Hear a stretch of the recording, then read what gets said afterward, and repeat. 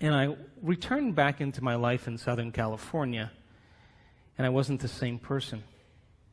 I couldn't complain about anything with my friends. What was I going to complain about? I was the happiest guy in the world. I couldn't connect with people around the same things that were once valuable to me because I was different. And I had a lot of time to myself to think, a lot of time. And so I walked back into my life, and in a very short amount of time, I moved to the Pacific Northwest, and I retreated from the world. And I studied spirituality, and I wanted to understand what this idea is. Who am I? As you learned this morning. And what am I doing here? And what is this all about? And got very, very passionate about science. And as I said this morning when we started, science to me is the contemporary language of mysticism.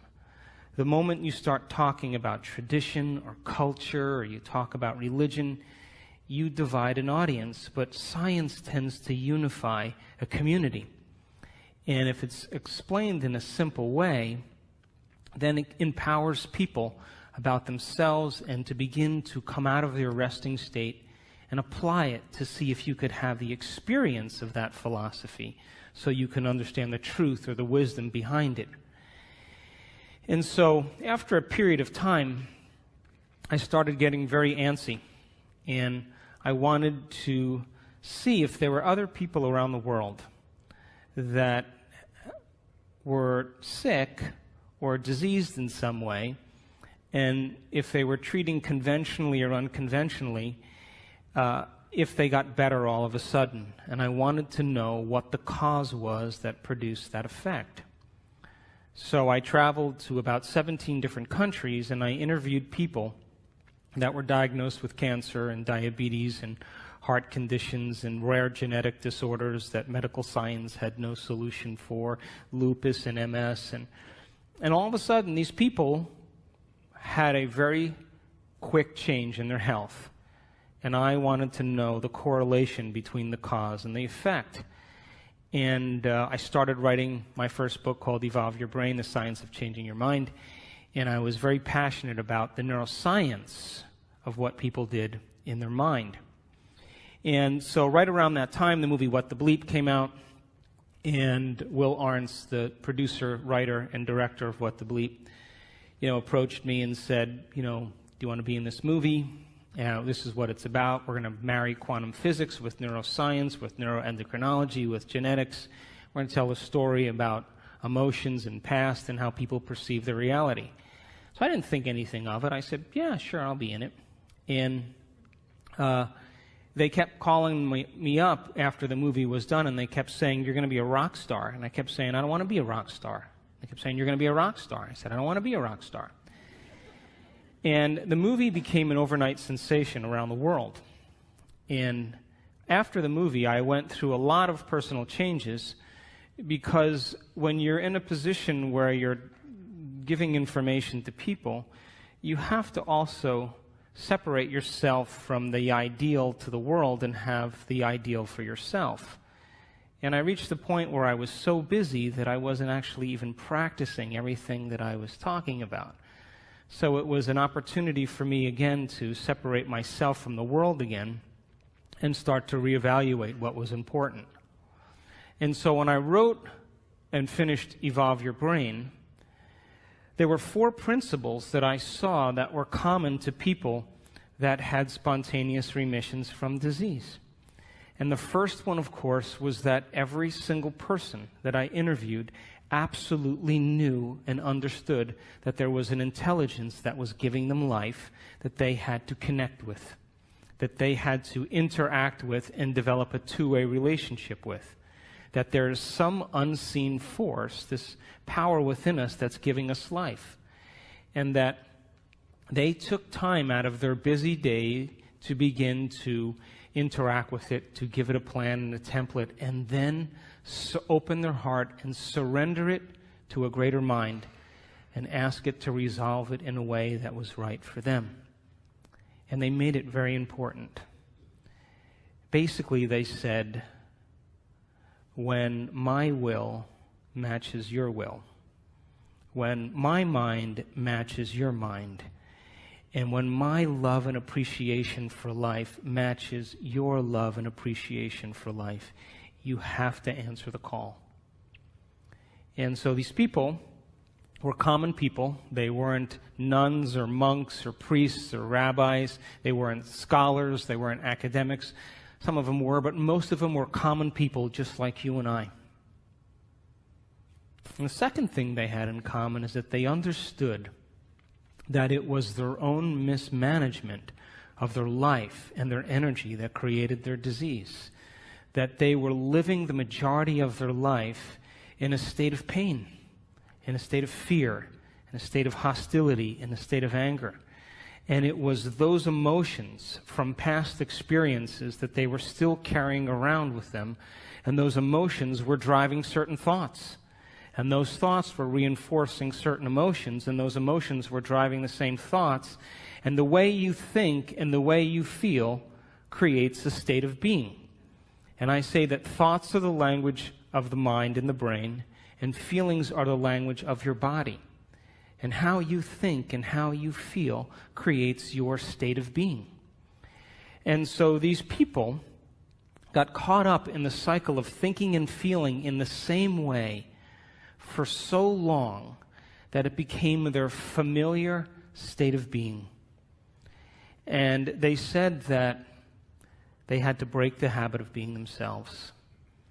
That the redundancy of that cycle of thinking and feeling and thinking over time conditions your body to memorize that state as well as your conscious mind. And whenever the body becomes the mind, that's called a habit. A habit is when your body is your mind. Now, 95% of who you are by the time you're 35 years old is a set of memorized behaviors and emotional reactions, beliefs and perceptions that function just like a subconscious computer program. So when people get about the business of change, and they're going to use 5% of their conscious mind to go against 95% of what they've memorized subconsciously, for the most part, the moment the person has a stray thought or reacts to something in their environment, they return back to the same self, and the program begins to run again. So if a habit is when the body becomes the mind, then to truly change then is to be greater than your body. To be greater than the emotional memories and addictions and habits and behaviors that keep us restrained to the same self. Now, what I learned from these people is that when we go from the old self to the new self, we have to cross this river of change. And the moment we no longer think the same way, or no longer act the same way, or no longer feel the same way, the moment we begin to become conscious of our unconscious self, that's the moment we step in the river of change. And the moment we step in that river of change, we no longer feel like ourselves any longer. And for most people, the moment you don't feel like yourself, your body, which has become the mind, sends a signal back to the brain to cause you to think equal to the way you've been feeling for the last 20 years. And so when we break that chemical continuity, the body as the mind wants us to return back to that familiar state of being. And if we listen to those thoughts as if they're true, those thoughts will always lead to the same choices. The same choices will always lead to the same behaviors. The same behaviors will always create the same experiences, and the same experiences will create the same emotions, and those same emotions will drive the same feelings, and the person will say, "This feels right." But in fact, it just feels familiar. Now, when we go from the old self to the new self, there is a biological, neurological, chemical, genetic death of the old self. There is a biological withering, breakdown of the old self that's connected to a feeling. And when you begin to understand that crossing the river of change, you're not going to feel like yourself any longer, and the body is going to go through its own breaking of addictions emotionally, then the best way then to predict in this place, this void, this unknown, is to create a new self. And these people actually began to do something amazing. They began to reinvent a new self. That's the third thing they understood, that they had to begin to think differently. Now, we think 60 to 70,000 thoughts in one day. Out of those 60 to 70,000 thoughts that we think in one day, 90% of those thoughts are the same thoughts as the day before. So the same thoughts will always lead to the same choices, yes? Same choices will always create the same behaviors. The same behaviors will create the same experiences, and the same experiences will always create the same emotions, and those same emotions will drive the same thoughts, and that's called a personality. And your personality creates your personal reality. That's it. And your personality is made up of how you think, how you act, and how you feel. So the present personality who's sitting here today has created their present personal reality called their life. Which means then, if you wanted to create a new personal reality, then you would have to start to think about what you've been thinking about, yes? And change it, yes? And you would have to begin to pay attention to those habits and behaviors and become conscious of them, yes? And then you would have to look at the emotions that you've memorized that keep you connected to the past and ask yourself, are these emotions loving to me? And so I realized that most people try to create a new personal reality as the same personality, and it doesn't work. We literally have to become somebody else. So then you would have to agree with me then all this information that you're learning today would inspire new thoughts, yes? And new thoughts should lead to new choices, yes? And new choices should lead to new behaviors. And new behaviors should lead to new experiences. And then new experiences should create new emotions, yes? And new emotions should inspire new thoughts, and that's called evolution, yes? So then those emotions that Greg was talking about this morning, the majority of people in the Western world spend the majority of their life living by the hormones of stress. Now, stress is when your body's knocked out of homeostasis. The stress response is what your body innately does to return itself back to order. That's the first definition of resilience. Now, you have three types of stress. You have physical stress, like an injury, an accident, a fall, a trauma. You have chemical stress, like viruses and bacteria and blood sugar levels and heavy metals and hormones and foods and hangovers. And then you have emotional stress, right? Traffic jams and internet connections and second mortgages and single parenting and 401ks. And each one of those things knocks your brain and body out of balance. And all organisms in nature can tolerate short-term stress. If the deer gets chased by a pack of coyotes, if the deer outruns the coyotes, 15 minutes later it goes back to grazing and the stress is over. Human beings are different. We can turn on the stress response just by thought alone. You can begin to think about some future worst-case scenario, and because the privilege of human beings is that we can make thought more real than anything else, we can focus on that possibility to the exclusion of everything else. And you can knock your body out of physiological balance just by thought alone, and your body, as the unconscious mind, believes it's in that experience in the present moment. And we can unfold past bitter memories that are tattooed in the recesses of our gray matter, and like magic, we bring them to life, and in that moment, it's real. And so the hormones of stress long-term push the genetic buttons that create disease. And no organism can tolerate living in emergency mode for extended periods of time. So then think about this. You can turn on the stress response just by thought alone. How many people have done that? You've done that? It's called being human, right? And we know that the hormones of stress dysregulate and downregulate genes to create disease. So that means then your thoughts can make you sick. So here's my question. If your thoughts can make you sick, can your thoughts make you well? I'm talking to the right audience. So then, the hormones of stress, though, give the body and brain a rush of energy. And it's like a narcotic. It becomes a drug. And people become very addicted to the adrenaline and the stress hormones. And they use the problems and conditions in their life to reaffirm their emotional addiction so they can remember who they think they are. The bad relationship, the bad job, the terrible circumstances, all of that is in place because the person needs that to reaffirm their emotional addiction. Because God forbid they couldn't feel anything.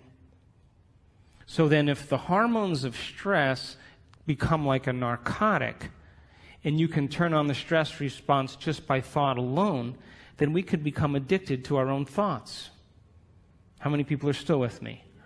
So then if you become addicted to your own thoughts, when it comes time to change, then you can understand then, just like an addict, the moment you're no longer thinking certain thoughts that are making certain chemicals for you to feel a certain way, and those feelings drive the same thoughts. You know, like if you have an insecure thought, you begin to feel insecure, right?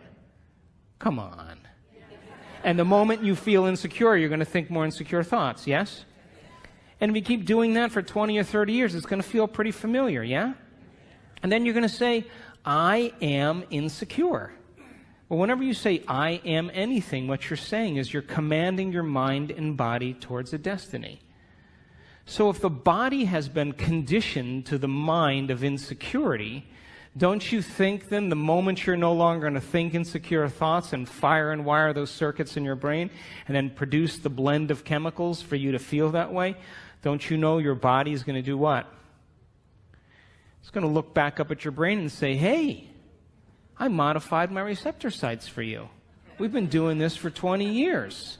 I'm counting on those chemicals coming. Now you're just going to stop? And it's going to start sending signals back to the brain. And the hardest part about change is not making the same choice as you did the day before.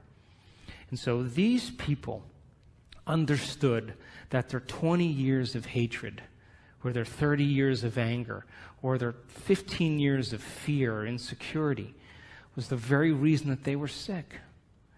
And because feelings and emotions are the end product of past experiences, and we can remember experiences better because we can remember how they feel, if the environment signals the gene and the environment produces a chemical reaction, then as long as you're feeling the same way every single day, there's no new information coming from the environment, and you keep signaling the same gene. How many people are with me? So then the emotions of anger and aggression and hurt and hostility and hatred and prejudice and fear and anxiety and insecurity and hopelessness and powerlessness and depression, guilt and shame, those are all familiar emotions to us because we've experienced the events correlated with them. How many people are still with me? And it's those emotions that are derived from the hormones of stress. And if you keep knocking your body out of balance, that imbalance becomes the new balance, and you're headed for some type of disease. And these people began to realize that they had to change that. And when we react to something or someone in our life, there's always a change in our chemical state. We're altered in some way. And if you don't know how to control your emotional reaction to that event in your life, and that chemical refractory period continues for hours or days, that's called a mood. What's wrong with you? I'm in a mood. Oh, really? Why? Thought you'd never ask. Well, this thing happened to me 5 days ago. And I'm living by the same emotional reaction. Now, if you keep that refractory period going on for weeks or months, that's called a temperament. Why is he so angry? I don't know. Why are you so angry? Well, this experience happened to me 9 months ago. And I'm living by the same emotional reaction. One long refractory period. And if you keep it going on for years on end, that's called a personality trait. And most people wear their emotions layer by layer, and they believe that's who they are. And there was an article in Scientific American just 2 months ago that scientists said that 50% of what you say about your past is not true. Because you're not the same person. You make up stuff. And so then, if feelings and emotions are the end product of past experiences, now stay with me. Did Greg say we need to think differently? Yes? So how many people in this audience believe that the way you think has something to do with your life? You do, yes? Okay, so feelings and emotions are the end product of past experiences, yes? You can remember experiences better because you can remember how they feel, yes? So then, if you can't think greater than how you feel, or feelings have become the means of thinking, are you thinking in the future or are you thinking in the past? And as long as you're thinking in the past, what are you creating more of? Quantum model of reality still applies.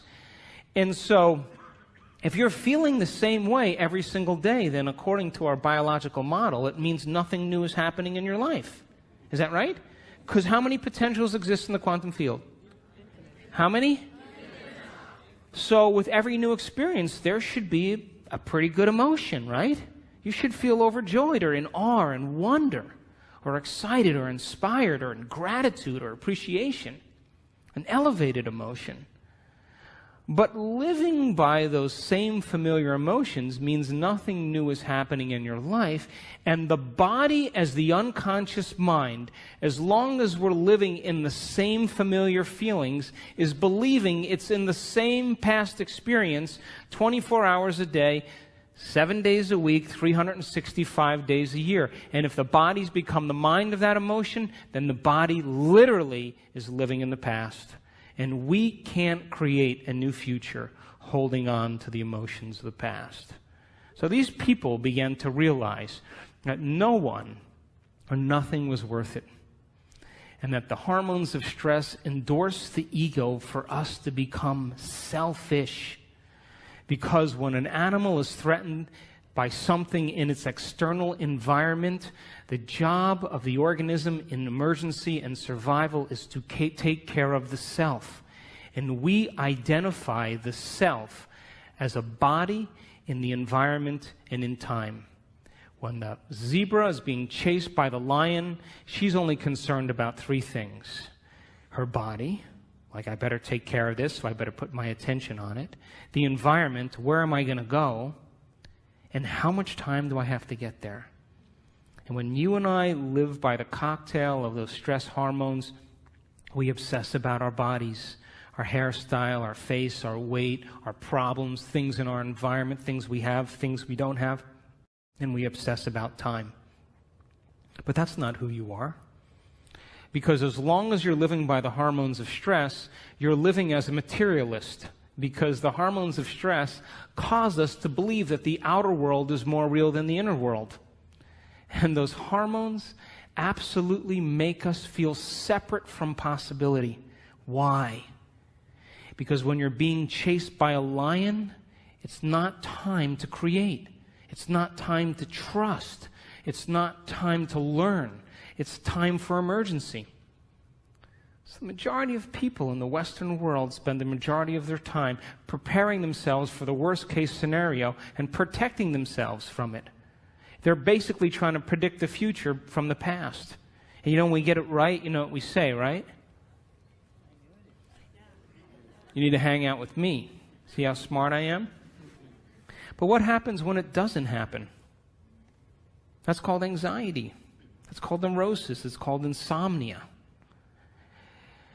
And so when we live by the hormones of stress and we're defining reality by our senses, we become materialists because we feel separate from possibility, and all of our attention goes on our bodies, the environment, and time. Another way to say that is, from a quantum perspective, the atom is 99.9999% energy and information, and we're putting all of our attention on the particle, and we're missing out on possibility. And so these people had to hit a point of crisis where they finally started taking their attention off their outer world and started to ask themselves some bigger questions. Who am I? What is a greater expression of myself? What would I have to change to be happy? Who in history do I admire that I want to be like? And they began to contemplate and speculate and rehearse who they were going to be if they got better. And the mere process of thinking about who they were going to be began to change their brain.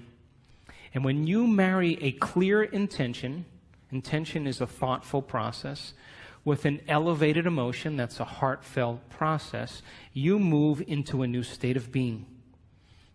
And as they began to remind themselves every single day of who they no longer wanted to be, and they reminded themselves every day of who they did want to be, they began to cause their brain to fire in new sequences and new patterns and new combinations.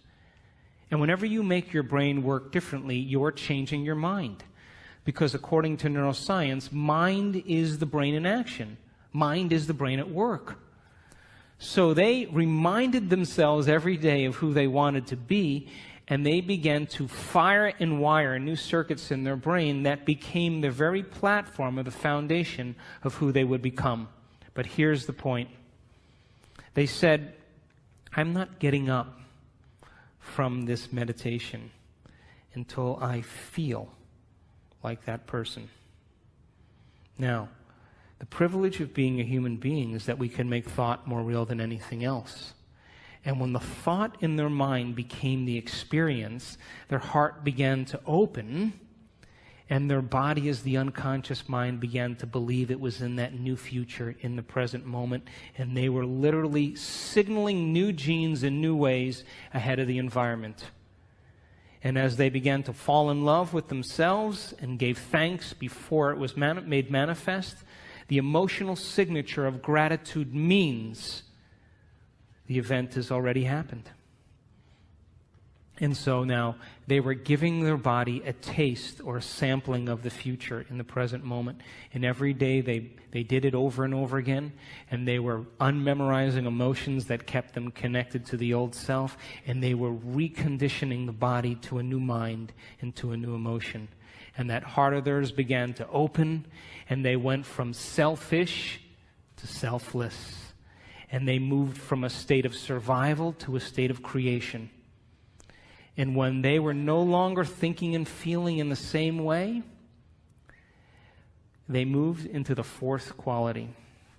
They had long moments where they lost track of time and space.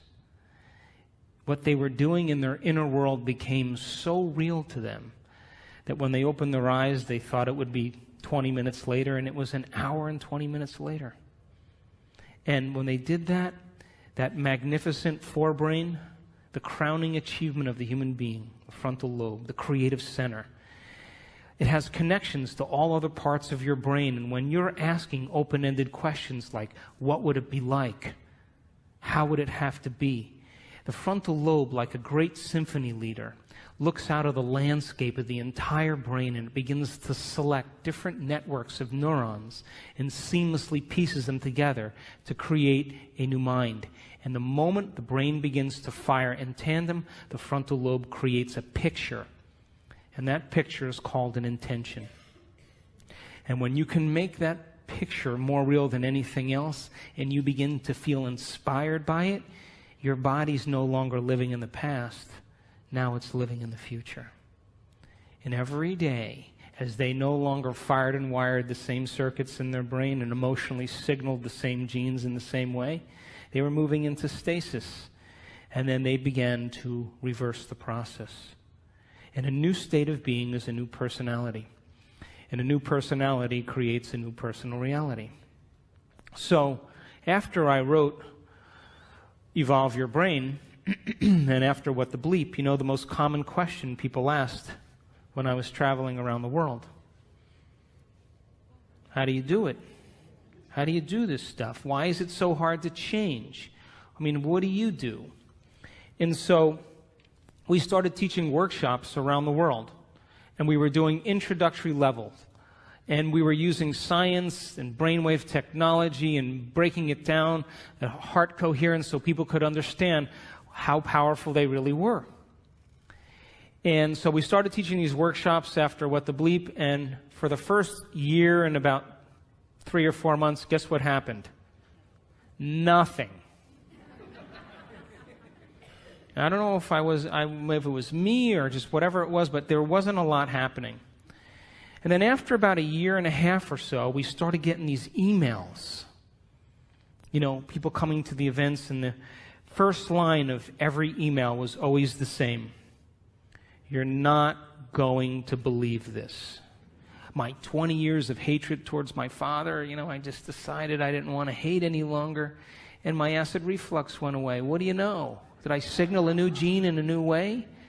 And people started to correlate what they were doing. They were actually practicing it consistently, not as something that they had to do, but something that they wanted to do, because they believed it was possible. And if you knew that you were a creator of reality, that your thoughts have something to do with your destiny, if you knew that on a gut level, would you ever miss a day? Never miss a day. And would you ever let a thought slip by your awareness that you didn't want to experience? And so when we started seeing the feedback started to come in, people started saying, hey, I'm feeling better, things are starting to happen in my life. That was, for me, the most important point in my career, because I knew on some level that we were making a difference in people's lives. And so people around the world started sending in these wonderful emails, and I just was doing these in level 1 intensive workshops, and then after I'd finished the workshop, people would say, can we do another one? I'd be like, okay, we'll do another one. So we did like these level 2s, and then after level 2, someone said, can you do a level 3? And I said, okay, we'll do a level 3. Then after level 3, someone said, can you do another one? I said, I don't think I know anything else. But we kept doing them. I kept learning, and we were in Seattle a couple years ago, and we did a progressive workshop. And there was a lady with MS whose wheelchair, her motorized wheelchair, broke down. And she came anyway. And by the end of that event, she was walking across the room, unassisted, with no limp, and the motor functions in her leg came back. Now, I have to tell you, I was more surprised than anybody. Because now I knew that we were signaling new genes in new ways in real time. We could talk about genes forever, but your genes are a library of potential. They're a library of possibility. They're a parts list. And when you begin to do something differently, when you begin to think something differently, when you begin to experience something differently, when you begin to emotionally embrace something differently, you're literally changing your genetic expression. And when you turn on new genes or activate new genes, those genes turn on to make new proteins. So then, people were literally turning the genes off or down-regulating the genes that had to do with their disease and up-regulating new genes right in their meditation, and their body began to change before our eyes. We did another event then, a few months later, and another lady with MS was dancing around the front of the room. Now, there's a scientific part of me that I just couldn't overlook this. And I became very, very passionate about this idea called information to transformation. And I said that if it's happening in real time, people are doing amazing things. Common people just like you give them information, really profound information that has to do with the truth of the way reality really is. and you begin to have them share that information where they can repeat it. They're wiring it in their brain. Would you agree? If you can repeat something, it's in there, yes? The latest research that was done by Kandel, the Nobel Prize laureate, he said that when you learn a new bit of information, you double the connections in your brain in certain areas from about 1,300 to 2,600 new connections. As a matter of fact, every time you learn something new, you're making a new connection in there. That's what learning is. So he saw that you increase the number of connections in your brain just by learning a few bits of information, but if you don't revisit that information and review it, those connections prune apart within hours, within days. So it's important then for students to be able to learn the information and then repeat it. And then that information, then there should be some instruction. And to demystify it so that they can understand that they can have a new experience. And that new experience should produce some type of transformation. And if it's happening in real time, we should measure that transformation in our seminars. And if we can measure that transformation and begin to interpret it, synthesize it, all of that information then that we've measured is more information to teach transformation better. And if people continue to transform and we measure it, that's more information to teach transformation. And we begin to close the gap between knowledge and experience. How many people are with me? So this year, in February, we did our first advanced workshop, and we had people from all over the world come, and it was in Carefree, Arizona. And I brought in a team of technicians and neuroscientists, and we brought in a physicist from St. Petersburg, and I wanted to begin to measure transformation. And we measured the energy field of the room, because everybody says, oh, wow, the energy was really great in the room. Well, I wanted to see if there were physical changes taking place in the room. I wanted to measure the energy field around people's body. That if photons become excited and you begin to experience elevated emotions, emotions are just energy. And as Greg talked about, the coherence that's created from an elevated emotion broadcasts a signal into the field that is, feet to meters wide.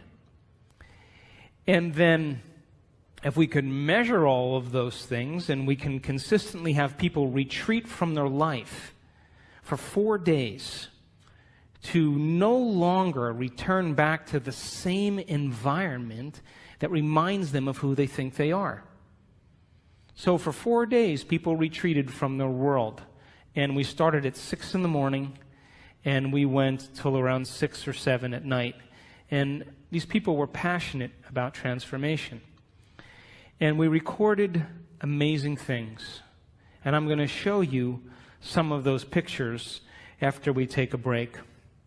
But it begs the question then, if your personality creates your personal reality, and you walk back into your life every single day, and you see the same people, and you go to the same places, and you do the same things at the exact same time, then it's your external environment that's turning on different circuits in your brain, causing you to think equal to everything that you know. And as long as your same environment reminds you of who you are, and you're thinking equal to your environment, then your personal reality is creating your personality. And there's a dance between the biology in your inner world and the experience in your outer world, and that tango is called karma. So then to change then is to be greater than your environment, to be greater than the conditions in your world, to be greater than the circumstances in your life. And every great person in history knew this, whether it was William Wallace or Mahatma Gandhi or Joan of Arc or Martin Luther King, the Wright brothers, to have a vision, an idea, a dream, and to begin to no longer keep doing the same things, as Greg said. Because all of the adversity in our life is to initiate us into greatness. It's to call out something greater in us. And so these people retreated from their life for 4 days, and they took away the constant stimulation that reminded them of who they were long enough to change their brain and body to be ahead of their environment. And so we measured some amazing things in these people. We saw people with chronic diseases all of a sudden have normal bodies again. We've had people in our work that were diagnosed with rare genetic disorders. My thinking was, if I knew the things from the people that had spontaneous remissions that I studied, what those commonalities were, we should be able to reproduce them, right? So that's why we developed the model of transformation in our workshops. I just did what people already knew how to do and just used the science to explain it. But we had to get people to reproduce it, because anything that's repeatable is a scientific law, or verges on a scientific law. So I wanted to see if we kept doing it, if we were able to produce some type of consistent change. And we started to see some pretty amazing things take place. We did a second event in July of this year, and we partnered with HeartMath Institute, and people wore the monitors for 24 hours, and we were measuring heart coherence with brain coherence. And I'll show you some pictures of some amazing people that sustained heart coherence for hours. It became a skill. As Greg said, once you know how to do it, you know how to do it. So when we live by the hormones of stress and all of the energy goes to these hormonal centers and away from the heart, of course the heart is going to be the first organ that's starved of energy. And when we live by the hormones of stress, we will always try to force the outcome. We'll always try to push and make it happen, because we are matter trying to change matter. And one of the things I learned in studying people that did amazing things in these workshops is I watched a lady for a whole hour. I watched her brain on the scan, and her brain was working so hard. And as I watched it over and over again, watched it over and over again, watched it over and over again, the more she tried to change, the worse her brain got. And I went up to her afterwards and I said, how was that for you? And she said, I had the worst meditation of my life. And something clicked in me in that moment, and I knew that most of us, we try to use our brain to change our brain. We try to use the ego to change the ego. We try to use the program to change the program, and it only endorses it. And in that moment, something clicked, and I knew that they had to become pure consciousness, that they had to get beyond their body, get beyond their environment, and get beyond time. Because when you become pure consciousness, and we have all the biological and neurological machinery to do this, by the way, you come preloaded with everything you need. You don't need anything else. That when you forget about yourself, when you become nobody, no one, no thing, nowhere, no time, and you become pure consciousness, a thought impossibility. The moment you are consciousness, now you have dominion over your body. Now you can change something in your environment, and now you can create some future time. And the moment we saw people become pure consciousness, and we will talk about that after the break, the brain naturally gets organized. The hormones of stress, when we are under the gun of the fight or flight nervous system, the brain and the heart move out of rhythm. It's like a group of people playing the drums all at the same time with no rhythm. It's noise. And that's what happens to the neural network in the heart and the neural networks in the brain. And they actually, if you saw the brain on a functional scan, it begins to compartmentalize. Different compartments of the brain are no longer communicating with each other because different communities are saying, hey, it's not a time to communicate now. There's a tiger on our back here. We got to run. And so the long-term effects of stress causes the brain to move into what's called high beta brainwave patterns, like driving your sports car in first gear. And different compartments of the brain no longer communicate with each other. And if you were to measure that on a brain scan, it's very erratic patterns. The moment you become pure consciousness, you forget about yourself. That's my definition of creation. The moment that happens, the brain goes, thank God he's out of the way. Now I can get organized again. The operator is finally gone for a few minutes. And we started in that event, in that February event, teaching people how to become pure consciousness. And when that happened, we saw their hearts get highly coherent. We saw their brains get highly coherent. And it's kind of an irony. If you want to change something about your body, you got to forget about your body. You want to change something, problem in your life, you got to forget about your life. You want to create some future time, you have to forget about time. And you have to become no face, no gender, no profession. You have to become pure consciousness.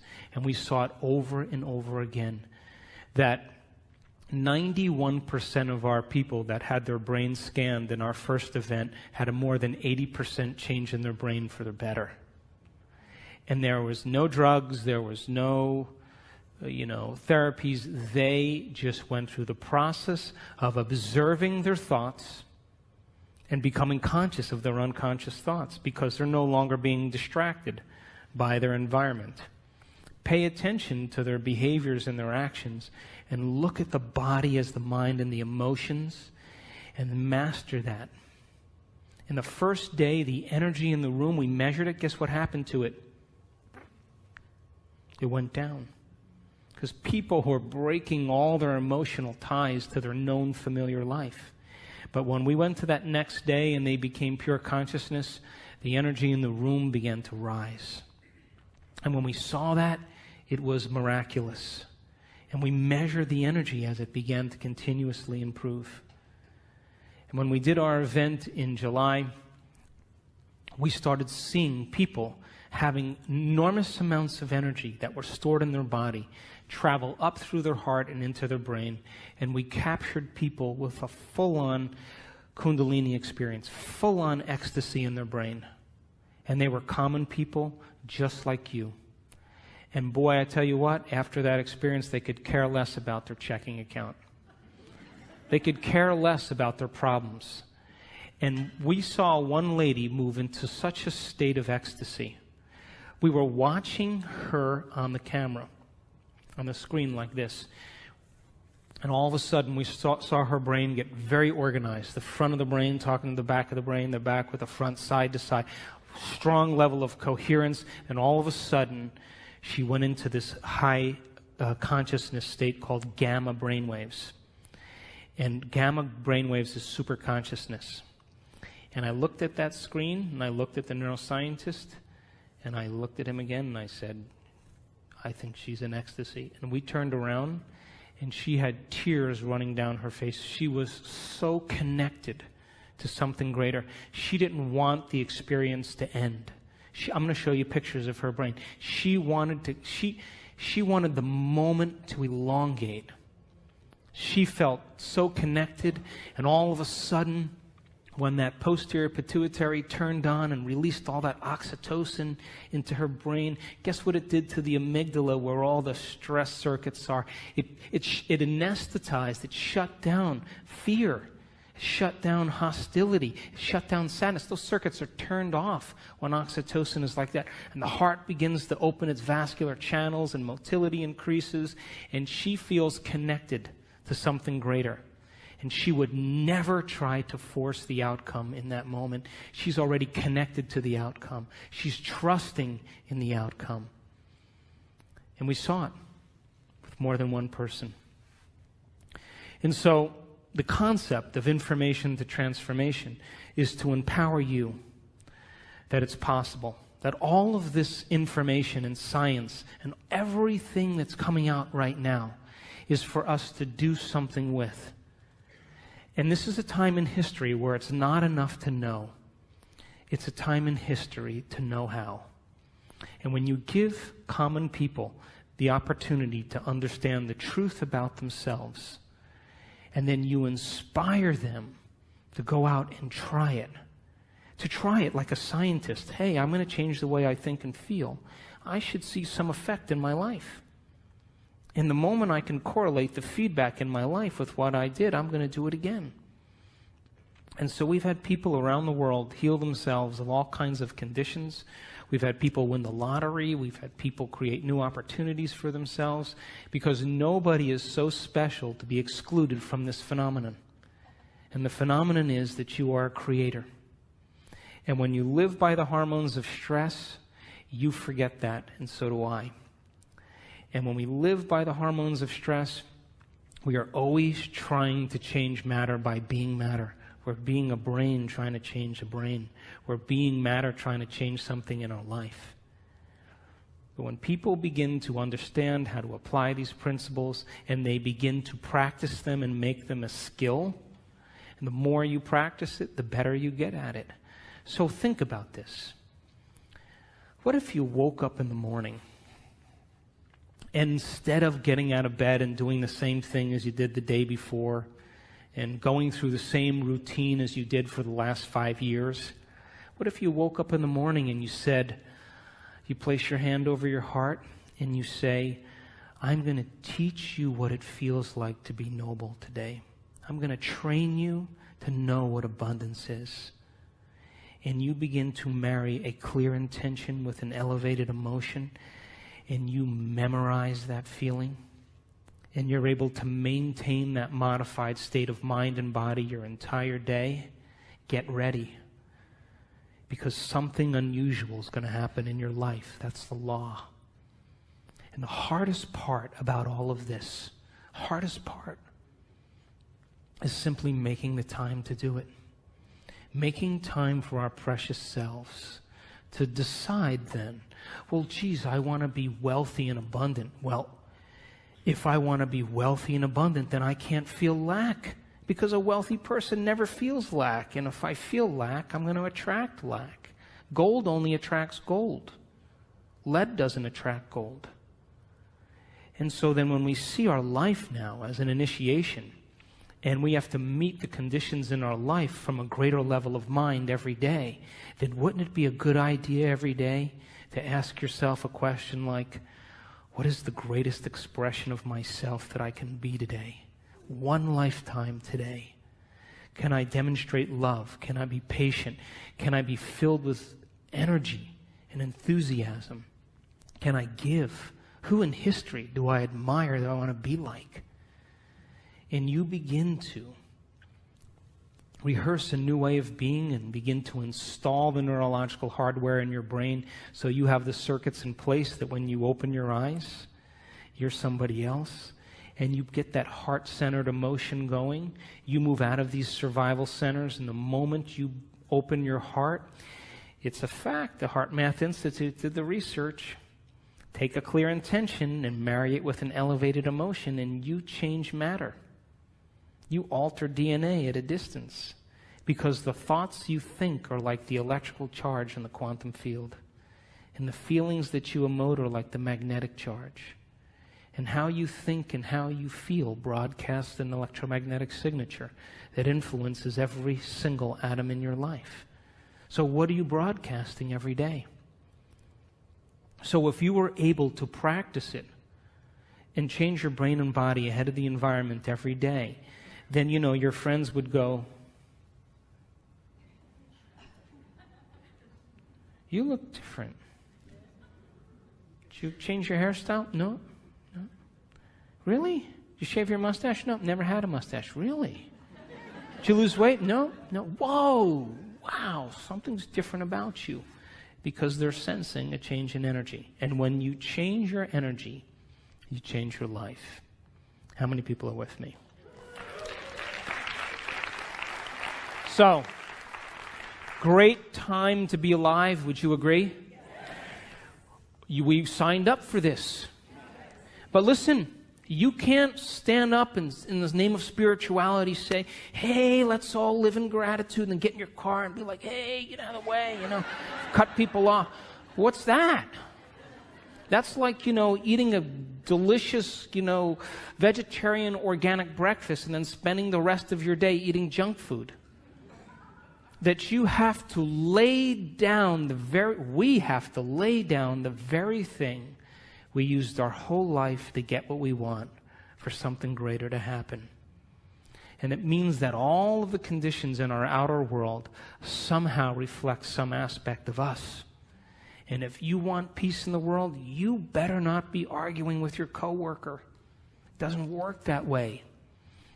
And if you want to experience true fascination for life, make time for fascination.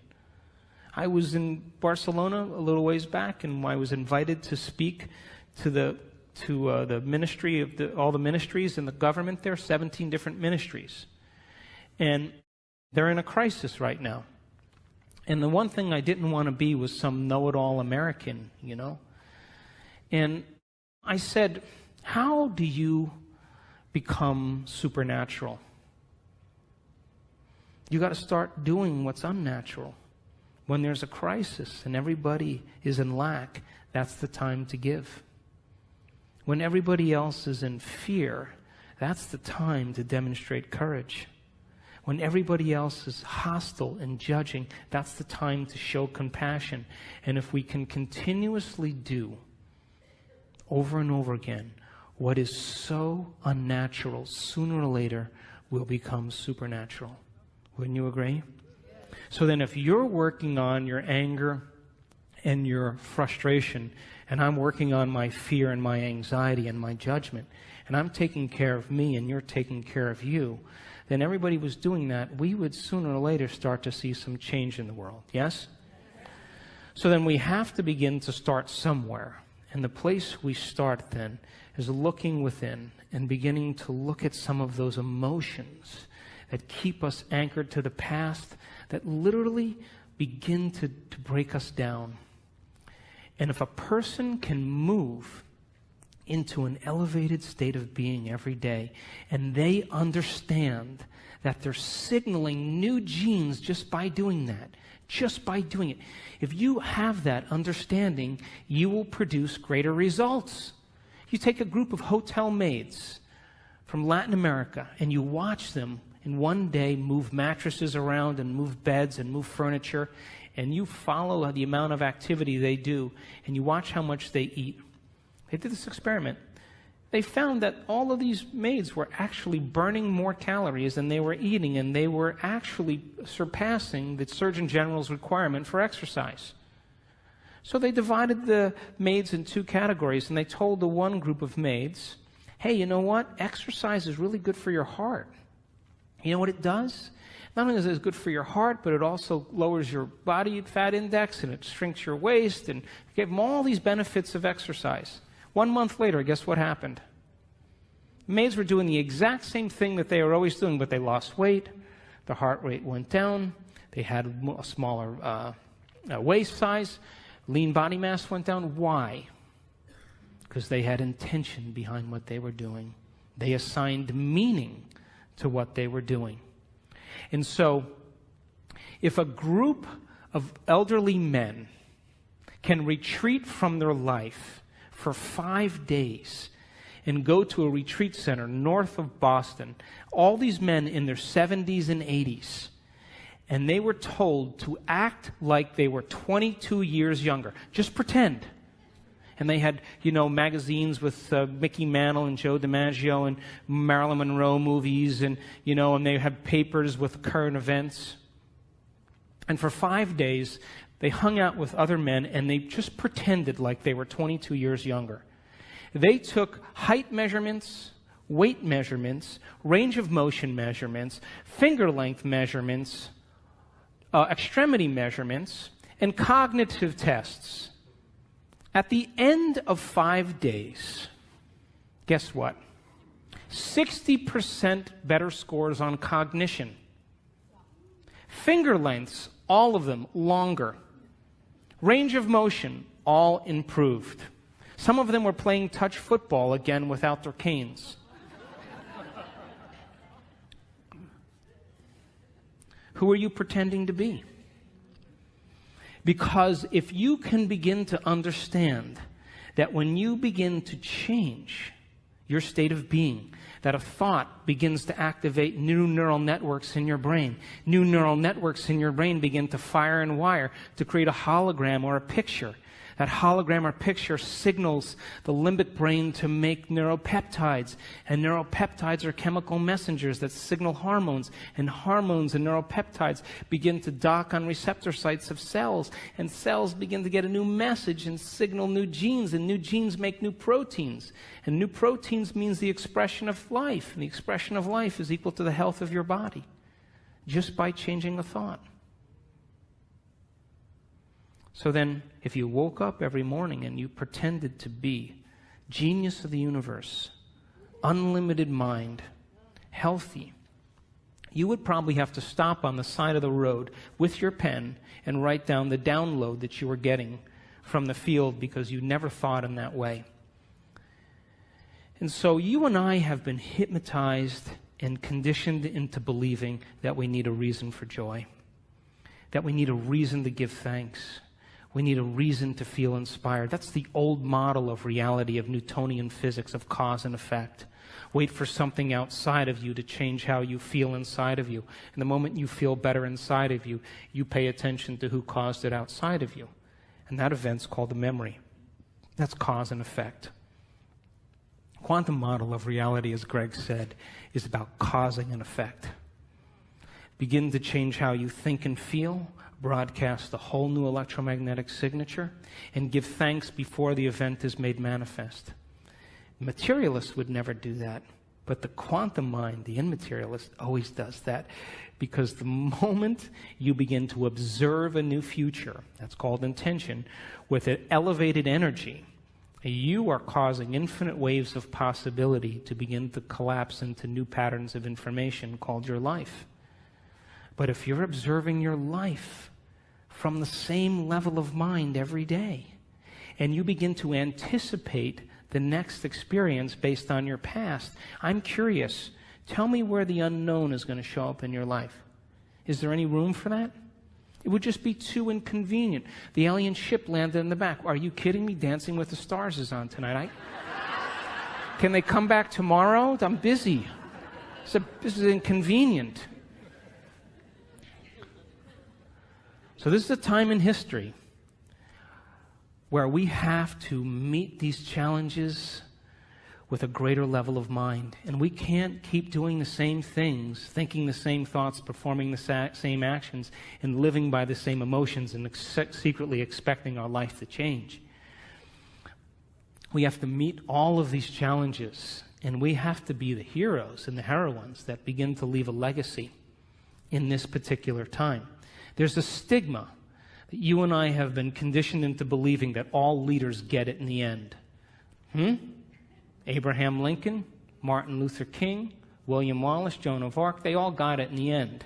It's a subconscious conditioning that leaders somehow pay the price with their life. You ever see a group of birds that all move in the same direction? You ever see the fish that all swim in the same? If you study that phenomenon in biology, that's called emergence. You would think that there's a leader, it's a top-down phenomenon. Turns out there's no leader. It's a bottom-up phenomenon. Everybody is leading. There's one mind, one consciousness. So you can't take out all leaders if everybody's leading now, could you? So this is a time in history where emergence is the model, that we have to lead by example. And all of this information is to empower you to understand that it's possible.